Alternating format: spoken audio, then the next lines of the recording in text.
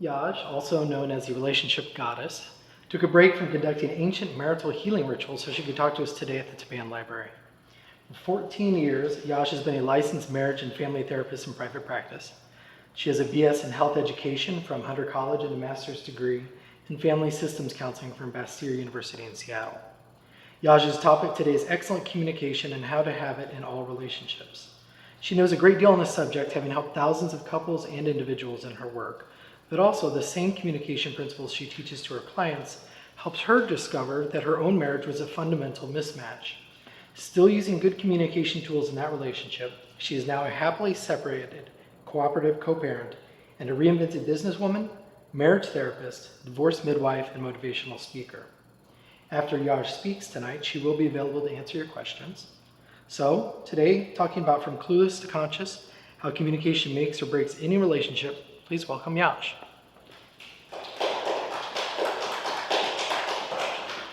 Thank you for that great introduction, Peter. And thank you for having me at the Tappan Library to talk. And thank you all for being here so I have someone to communicate with about communication. So as you heard Peter say, I teach people how to communicate because many people aren't doing it right. And this is a much more common problem than you might think. And today we're going to go over a few basic steps that can empower your communication anywhere and with anyone. So everyone experiences communication problems and communication breakdowns somewhere in their life, in some relationship, sometimes. It's human. But when we focus on those personal relationships, particularly the spousal or life partner, mate relationships, we get a lot of really good material to work with because a lot of stuff comes up in those relationships. But it transfers out to all the people we communicate with. So though I am going to be focusing mostly tonight on the kinds of things that tend to come up with a mate or a life partner, the content of tonight's talk applies to all of our relationships, with our children, with our own parents, other family members, co-workers, colleagues, friends, our entire social network, and anywhere else we communicate. So, communication problems. Let's just read the room. How many of you have a relationship that sometimes feels overwhelmingly difficult to handle? How many of you sometimes lose your cool, calm, and collected exterior? Interior. And how about ever feeling unseen, unheard, or not understood? So this is really, everyone experiences communication problems, communication breakdowns in some way, shape, or form. It's very much part of the human walk, the human condition. So normalizing it a little bit, it's nothing to be ashamed of. So we know that communication problems are anything that makes two people, or more than two people, anything that makes disconnection happen as opposed to connection. Communication is about connection. So when connection isn't happening, disconnection is. And it can range from subtle to severe and everything in between. And I'm here tonight to teach you how to fix and repair communication breakdowns and become more of a conscious communicator. That you do have the power. So many couples cite communication problems as a leading motivation for divorce. And it's not only the couple that's impacted by these communication problems and by these divorces, but of course, if there are children in the family, they are very impacted by these communication breakdowns. And in fact, psychologists that work with children and adolescents cite poor communication in the family as a very common factor when treating anxiety and depression in children and adolescents. So these bad communication habits and poor communication in families has a negative ripple effect out to the children, to the school environment, the social environment, the work environment, the greater community, and beyond. It's truly an epidemic problem. So, why do we have communication problems? 2 reasons: lack of skill and emotional reactivity. That's it. Now, I'm going to teach you some skills later on in this talk, so I want to focus on emotional reactivity right now. Now, other than the purely technological communication breakdowns, there's emotional reactivity underneath pretty much all communication problems.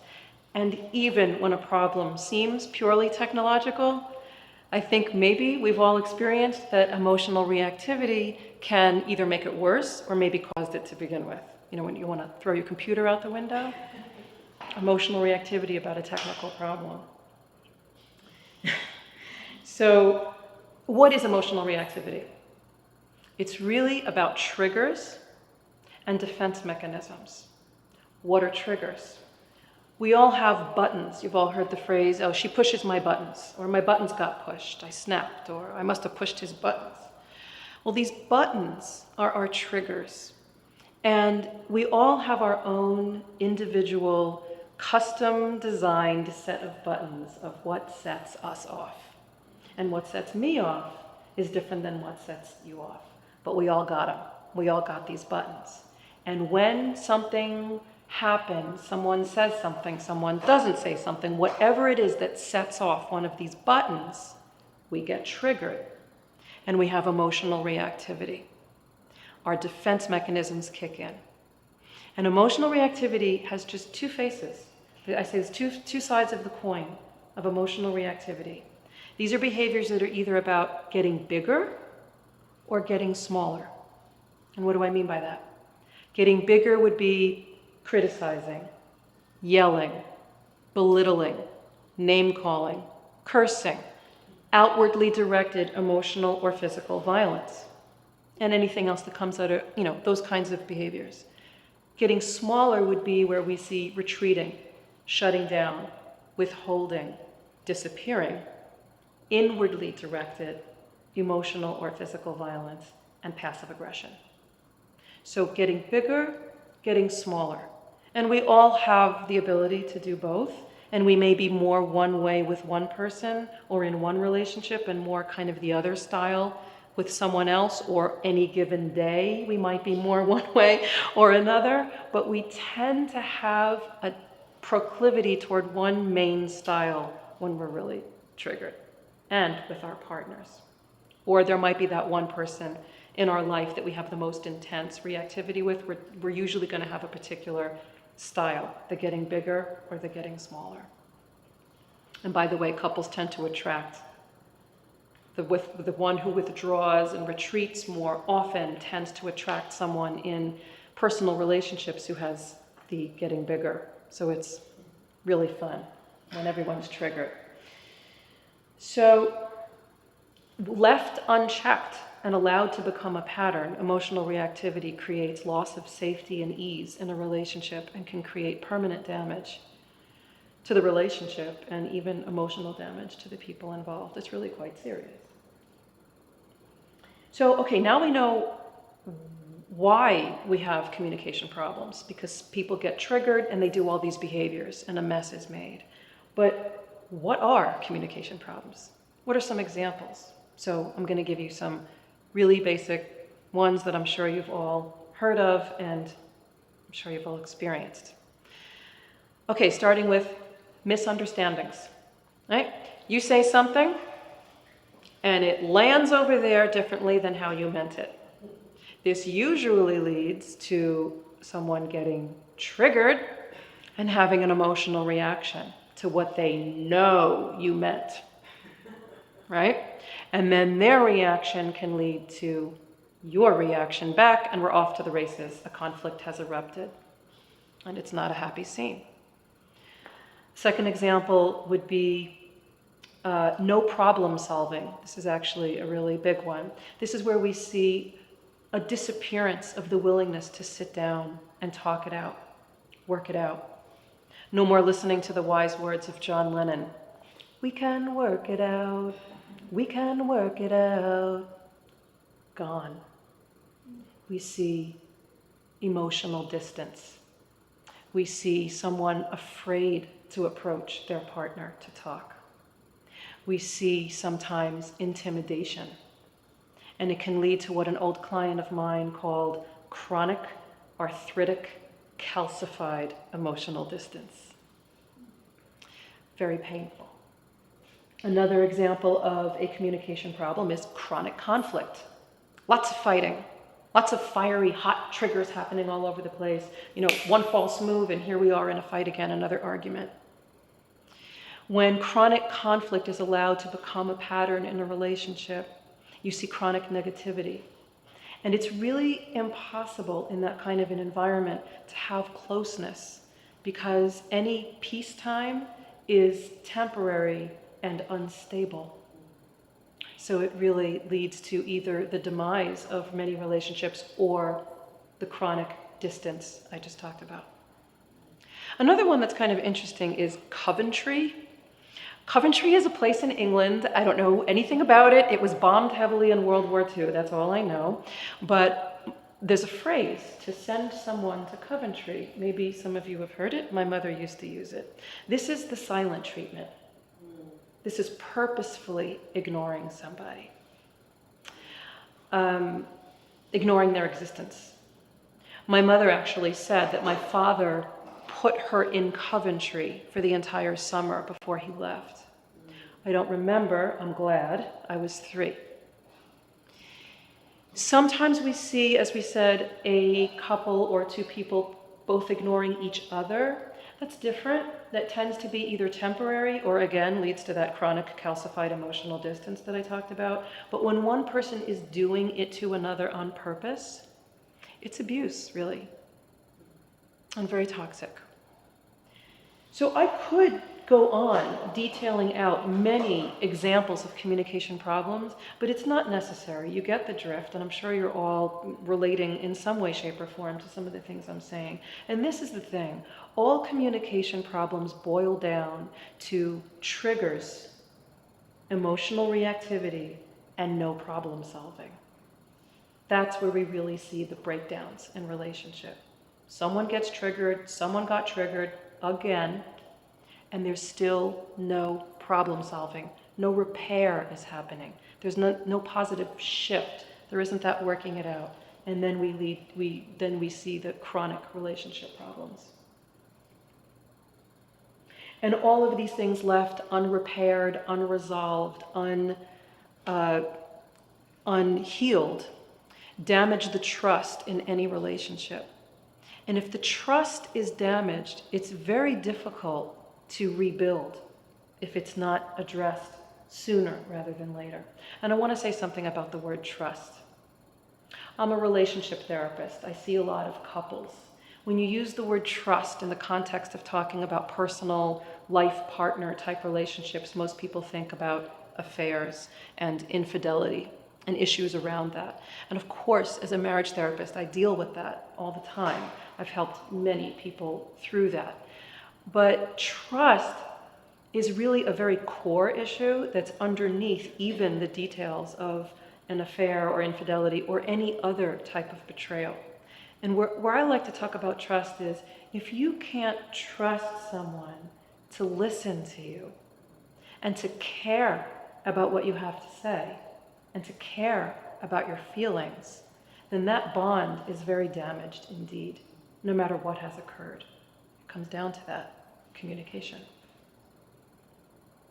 So, no matter what has occurred in any relationship, it's actually the thoughts that we allow to dominate our minds that make or break any attempt at healing a rupture between 2 people, or even make or break our attempts to cope in a difficult relationship.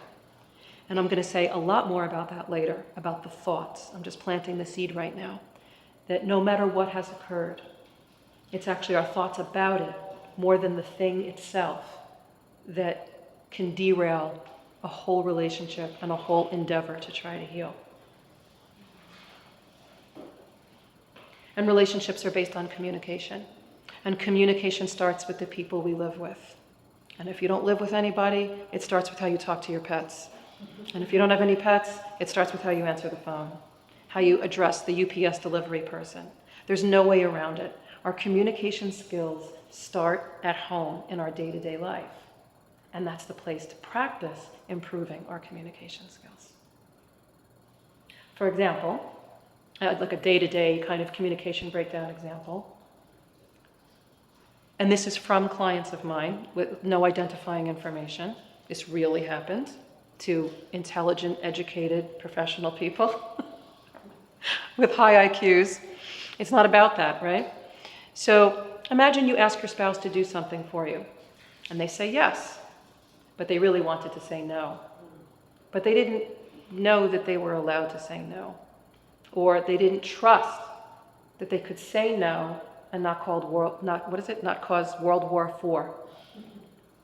So they say yes, and you go about your merry day, not knowing that your partner is now harboring a resentment toward you. Next thing you know, you're at the dinner table. Honey, could you pass the salt? It's all about you. When do I ever get anything done for me around here? In front of the kids. Stunned silence, shock, and damage to the safety zone in the home and the security in the marital bond. Or this example. You share with a friend something upsetting that happened between you and your mother. You didn't think to preface it by telling your friend first that you are feeling very vulnerable and you're not looking for advice, just a compassionate ear. You share your story, and the friend says to you when you're done, well, what did you expect? She's a really difficult person. You've told me that for years. Why do you keep doing this to yourself? You feel cut off, angry, hurt. You decide never to share anything of personal import with this friend again. A distance grows. You don't reach out the way you used to. Next thing you know, a common acquaintance informs you that your friend's father died 3 months ago. You feeling this? This happens. Communication breakdowns. George Bernard Shaw, a famous playwright, said, the single biggest problem with communication is the illusion that it has occurred. Very astute. We think we're communicating, but often we're not, or we're not communicating what we think we're communicating. Men surveyed about their top complaints about their wives say, time and time again, their top complaint is their wives nagging and complaining. Communication. I never did that. And women cite as their top complaint, time and time again, that they don't feel that their feelings and opinions are validated enough. I mean, this is like across the board. Unfortunately, in couples, what happens so often is that there's no problem solving. People retreat into a story of blaming the other person and create a very unhappy self-fulfilling prophecy. What I do is help people break that cycle, and we need a lot more of that cycle being broken in the world, which is why I'm here. Now, perhaps you're sitting here right now thinking, my marriage is fine. I'm a good communicator. I don't really need to learn anything new about communication. I'm good. Hello. Sorry I'm late. It's okay. Have a seat.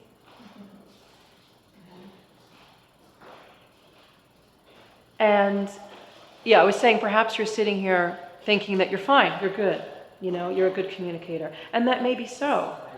We are recording. We are recording. I just wanted to let you know.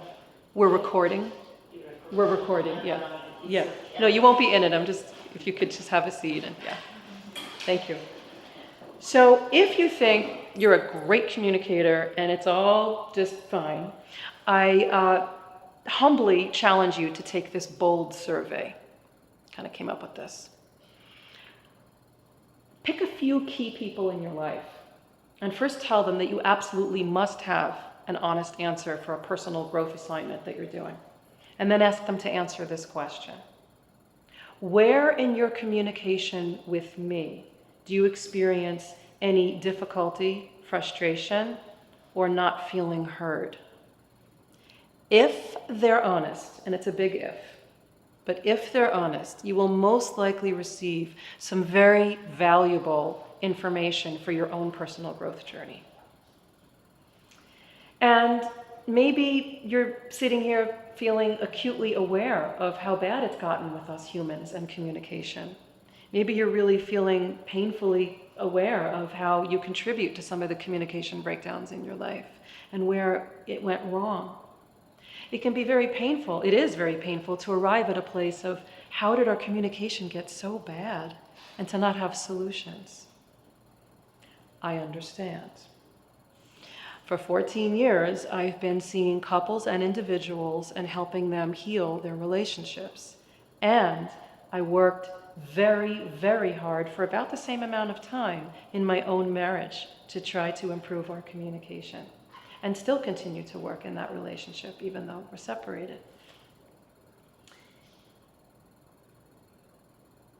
What I've discerned over the years is that so many things can go wrong in human communication, but that it's very, very helpful to have a reliable method, and that when we follow a reliable, simple method, a lot can go right, actually, in our communication. I come from what used to be called a broken home.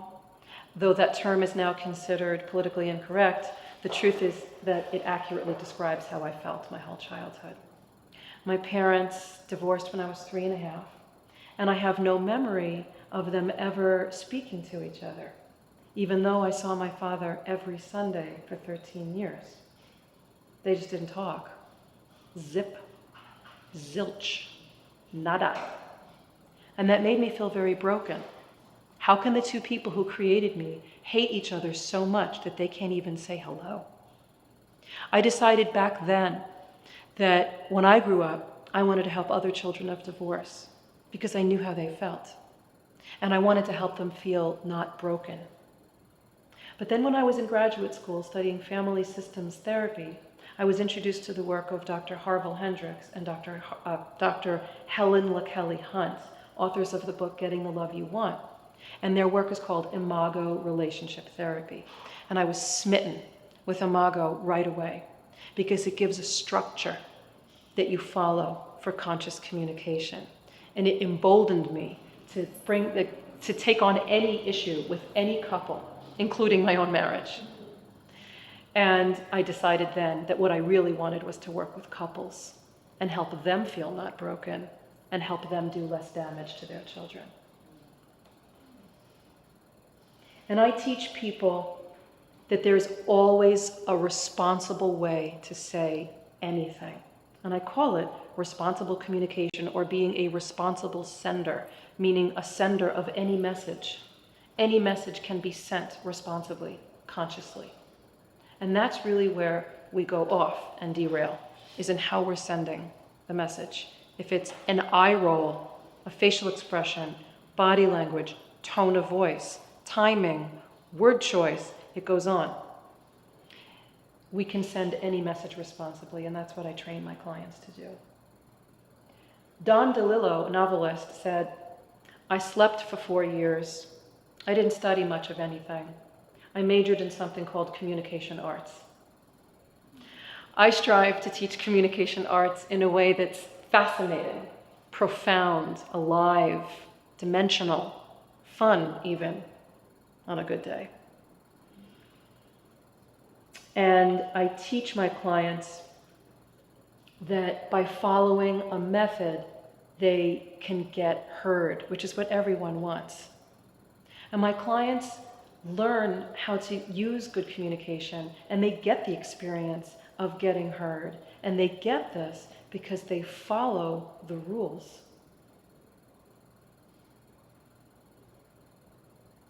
The rules of the pod. Now I'm going to talk about the pod. My office, where I see pod, like a pea pod, like a pod. Pod is like P-O-D? P-O-D. P-O-D, the pod. So my office, where I see clients, is a section in my home that I've sectioned off with a bookshelf, some wooden beads, and beautiful Indian fabric everywhere, including on the walls. I burn incense, I light candles, I play sacred music ever so softly in the background. I don't spare anything to create a comfy, cozy, safe, healing ambiance. My clients and I sit on purple meditation cushions on the floor because my office has to match my hair. It's the Yaj pod, and magic happens in there. People experience what great communication actually feels like, and they get this because they follow the rules of the pod. So let's get into the pod, shall we? The method, I've taken all of these years of experience working with couples and individuals on their relationships, working in my own relationship, and I've distilled it down to a method that includes imago relationship therapy. And it's POD, the pod method. So what is it? It's 3 steps. P is for pinpoint your perceptions. O is operate on your opinions. And D is dialogue or discretion. I'm going to explain all of these to you now. P, let's start at the very beginning. Pinpoint your perceptions. Now, I like the word perception, even though I'm really talking about feelings. It's not just feelings. I looked perception up in the dictionary when I was writing this speech. And perception is a really cool word. Our perceptions are what we pick up through all of our senses and our mind. It can be an instantaneous recognition or insight. It's like when you pick up on something, it's like you smell it, like literally or figuratively. It's a unified awareness that hits us based on a stimulus. And it includes our feelings and our emotions. And so if we dive into a communication about something, okay, so this is particularly, the pod method, I didn't say this, is particularly useful when we've been upset about something. I mean, you can use it whenever, but it's particularly useful when we're triggered, a button has been pushed in us or someone else, and we don't want to make it worse. We don't want to make a mess.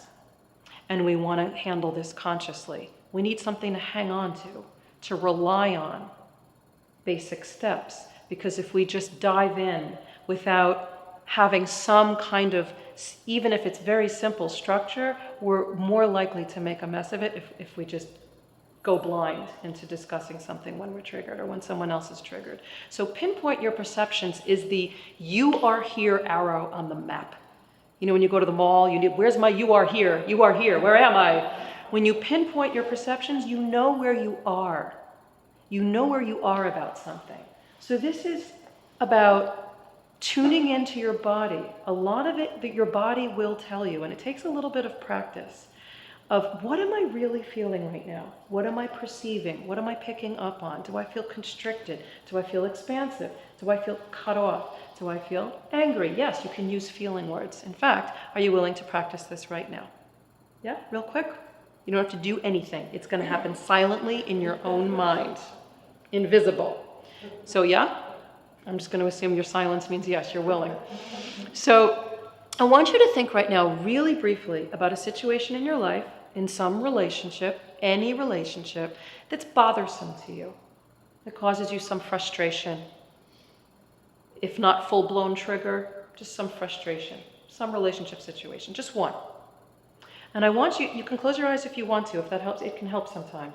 You don't have to go to your body and while you're thinking about the situation, the person, the scenario, and see if just 2 words emerge, reveal themselves to you that capture your perception, your feelings about this. And don't say it out loud, just to yourself. Make a sentence in your head. I feel blank and blank. And we're leaving off about Sam or about what happened. Just I feel angry and sad. I feel heavy and dark. I feel blank and blank. Take a few moments.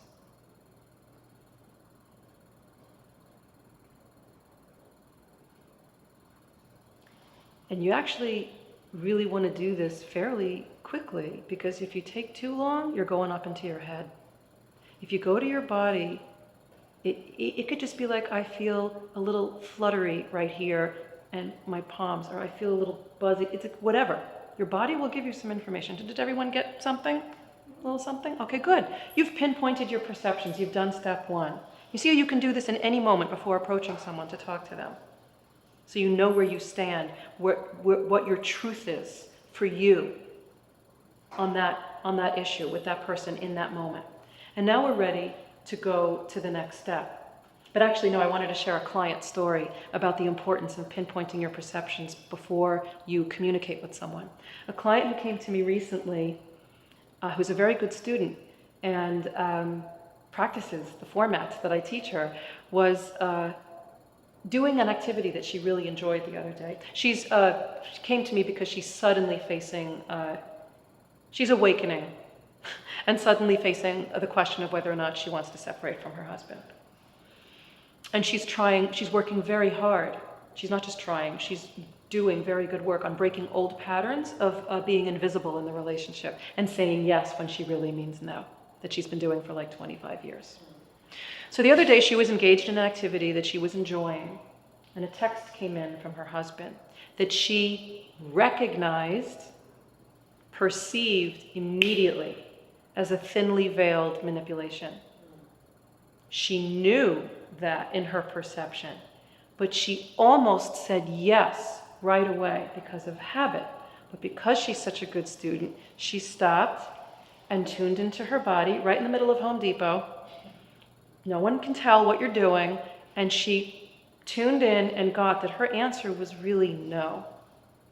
That can be the perception. I'm feeling no, or I'm feeling, this is a no.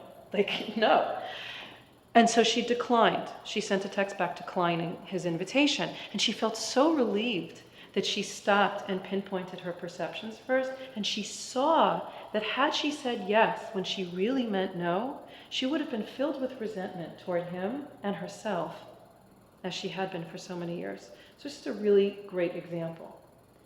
But when she came in to tell me about it, she called herself a horrible person for even wanting to say no. Old habits die hard. So this leads us right to O, operate on your opinions. So her truth was clearly no, but her negative opinion of herself, her negative thoughts, remember I said it's the thoughts earlier, I said it's the thoughts that really create most communication breakdowns. Her negative opinion of herself had her thinking that she was a horrible person for wanting to say no. So this leads us right to operate on your opinions. So what does that mean? We've all heard the phrase, own your stuff. Maybe. You got to own it. It's a big common thing people say these days. You got to own it. You got to own that. You got to own your stuff. Well, what does that mean? What does it really mean, right? It means to realize our triggers, our emotional reactivity, and our critical mind. Okay? And this is part of any good teaching to help people with personal growth. This is thousands of years old. This is, Buddhism. This is cognitive behavioral therapy. This is, any good teaching on helping people grow and be happy will help you learn to identify your critical mind. So I'm not making this part up, but I'm calling it operate on your opinions because it has to be P-O-D, or pod. So opinions are judgmental, critical thoughts that are almost always based on insufficient evidence to be certain. But boy, do we jump on that bandwagon and believe them like they're the capital T truth sometimes. Happens very subconsciously most of the time. Like my client, I'm a horrible person. And I'm like, what? But she's got this tape running. So the operate on your opinion step is about slowing the tape down enough that we can surgically extract the negative thoughts we have, like in an operating room, put them on a stainless steel surgical tray and look at them under the cold, bright light of the operating room. And that's the whole step. I'm not telling you to do anything else than identify the negative thoughts So let's go back to that situation that you were thinking about where you pinpointed your perception. I want you to make a silent incision into your mind. It's really, like, seriously, it's surgery. And find, if you have to find a few first, that's fine. What I want you to really do, as quickly as you can, is find the most uncomfortable, painful, or negative storyline, plot line, opinion that you have about this person or this situation. It comes usually, if you can do it, in the form of a declarative statement, like a sentence. I'm a horrible person. She's ruining my life. I'll never get heard. This will never get better. I'm trapped. You get the gist? See if you can pinpoint that one where it's like, oh yeah, when I'm believing that, I'm not saying it isn't true. I'm just saying, if you can pinpoint the thought that when you're believing it, you suffer, it's a tremendous piece of work. Just look at it.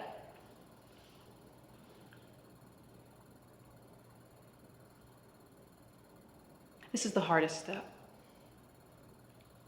Were some of you able to get something? This is the hardest step in journaling or kind of thinking about it. It took me a few years to get the main one that I had in my marriage, which was he's ruining my life. But once I identified it, when I went to that place in my head, I saw, oh yeah, you're going to that place where you're believing he's ruining your life. And it kind of like changed it for me. It didn't save the marriage. It just changed me. Like, wow, I'm really believing a horrible negative opinion of my situation. And over time, it became, no one ruins my life unless I say so. I have choices. But it couldn't have happened unless I first identified, wow, look at that. Look what we removed. Damn, right? Operate on your opinions.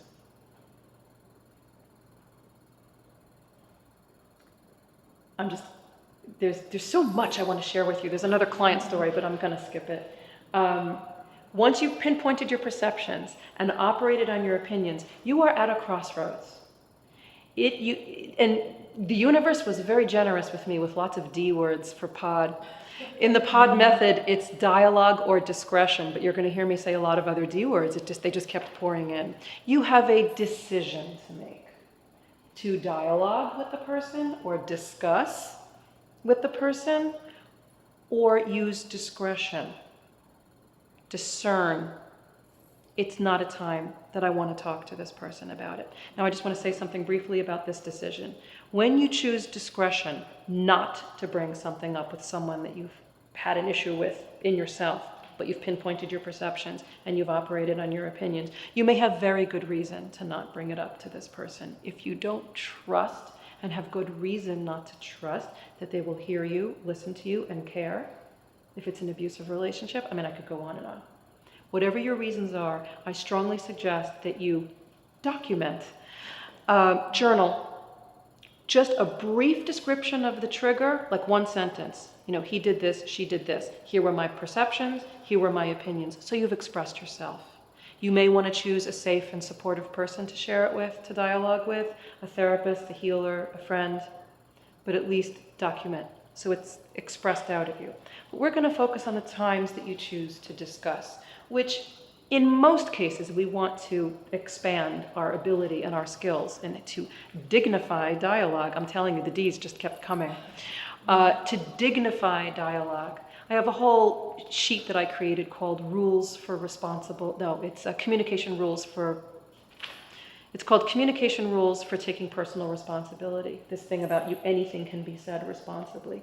So whether we do a full imago dialogue, there's this whole format that imago relationship therapy uses to help two people communicate. And there's a whole structure that I teach my clients. So whether we're doing a capital D dialogue or just discussing with dignity, we want to take responsibility for how we're saying it. And I'll just tell you that basically the bottom line is to be a responsible sender, no attacking of any kind. And a lot of things are examples of attacking. The eye rolling, criticizing, name calling, sarcasm, tone of voice. If you're interested, send me an email And I will be happy to send you the sheet that I created that's the communication rules for taking personal responsibility. I'd be happy to just send that to you. You just have it out when you're discussing something with someone can keep you, that's a structure enough often to just keep it safe, keep it productive. So, POD, pinpoint your perceptions, operate on your opinions, dialogue or discretion. This is the pod method, and you can get into the pod anywhere, Home Depot, the bathtub, no one has to know. And if you choose to discuss with someone, then that opens up a whole big thing, and that's where I really train. I train my clients to do all of these steps, but that's where the heavy training really comes in, is how to get them to dialogue responsibly. And then I want to tell you a little story. We've all heard the phrase, physician, heal thyself. And the cobbler's children don't have any shoes. Don't. The cobbler's children don't have shoes, right? So as a relationship therapist, what does that say about my relationships, right? So I know that these steps work because I've had to use them to survive in a very dysfunctional and painful marriage. And it was about 3 years ago, I was still in the phase of really wanting to try to save my marriage. It was the summer of 2012, and I'm in my living room, and my husband is on the couch, and like in agony, emotional agony, turned away from me and saying things like, I can't do this, and why do I keep doing this to myself, and I can't take this. We had just come back from a demonstration that we had been doing every month for 1.5 years called The Relationship Miracle. This was a live demonstration of us doing a dialogue process, an Imago dialogue, the work that I do, that he does too, about a real issue in our relationship in front of a live audience, unrehearsed. This was my idea. The Relationship Miracle was my brainchild. And I loved this event. It was raw and real, like me. But he was more sensitive about airing private things publicly. We're different people. I'm an open book. He would have triggers that got set off after the fact, and he could never predict ahead of time what would trigger him. So there we are in one of these moments. And by the way, we did have an agreement not to blindside each other. We would have a general agreement on the basic topic before going in, and certain topics that we would never bring up. But even with these agreements, he would sometimes have these delayed reactions. So he's in dire misery, and I'm in dire misery, seeing his dire misery. And I'm really triggered. He's triggered, I'm triggered. It's a horrific scene. I need physical distance. I need physical distance. I go upstairs, I go into our room, shut the door, sit down on the bed, and pick up the book I'm halfway through. Journey of the Heart by John Wellwood. One of the best relationship books I've ever read. And miraculously, I happened to be on a section that was about separating your feelings from your thoughts. Now, this wasn't a new concept to me. I've known it since studying many things, including in graduate school, in Imago dialogue. We say the story I'm telling myself about this is, but it was something about the way John Wellwood put it. In that moment, I was ripe for his lesson. And I followed the book's instructions. And I sat there on the bed, willingly doing the exercise. And I chose to say my feelings out loud. And I sat there, and once I started, there was no stopping me. I feel dark, I feel despondent, I feel despair, I feel heavy, I feel powerless, the feelings were coming and the tears were coming, and I kept naming my feelings and my perceptions. I didn't really know that, have that pod method yet, but I just kept naming what I was feeling in my body, my emotions, and I just kept naming them and naming them and naming them. And something kind of miraculous happened. The image in my mind of him on the couch in his misery and how trapped I was in this horrible scenario, and he's ruining my life, and all of the story and the opinions and the negative suffering stories started like, in a movie when like they're driving away in the desert and the mountains just get smaller and smaller and smaller. It started shrinking, fading, dissipating, and falling away. I physically could feel it like I was losing something as I named my feelings, my emotions. And I'm right in the middle of this, and he wants to talk. He comes knocking at the door. I'm not ready. I say, no, I'm doing my work. I need to be alone. And he retreats without opening the door. And I keep doing this, and it just falls off. And I'm left alone with my feelings, which were painful, but it was cleaner, simpler.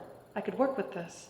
The suffering story had fallen off, at least for that moment, and I felt a peace. The pain had subsided, and I invited him to talk with me. And I shared with him only what I suggested that you document. I shared with him only that I named my feelings and that I let go, truly let go, of the negative story I had about him. That's all I shared. He was relieved. We decided not to do the event anymore. Duh. And, I didn't get what I wanted, right? I loved this event. But, I learned, codependency is no joke, right? Because when he would get like this, I would get into my, I wanted him to snap out of it, and I wanted him to just talk with me, and we could work this out, and we could heal the pain of the world and turn everything around by healing us. We'll heal the world. I mean, if you're going to be codependent, you might as well take on the pain of the whole world, right? Mm-hmm. So, I learned about letting something go that you're forcing. When you're forcing something, it really is better to let it go. And it was a real marking point in my life, and it led to me being willing to let go of the marriage, because I was trying to force that too. So this is very powerful work, separating the feelings from the thoughts, the perceptions from the opinions, and then the dialoguing, the discussing with dignity, or the documenting. Now, I know that you too can use these steps. You maybe already did a little bit, and I want to remind you that particularly when you're triggered, when something, the next time, and there will be a next time, someone says something or does something or doesn't say something or doesn't do something that makes you feel icky or triggered, unhappy, any kind of trigger. I just want to remind you, you can get into the pod, pinpoint your perceptions, operate on your opinions, and dialogue or use discretion. You could say dialogue or document, dialogue or discern, dialogue or use discretion. And I want to leave you with an invitation to get into the pod and to call me or email me if you ever have any questions about applying these steps. And I will hang out for a little while if you want to discuss anything with me. And I want to thank you from the bottom of my heart for coming to this talk. Thank you so much.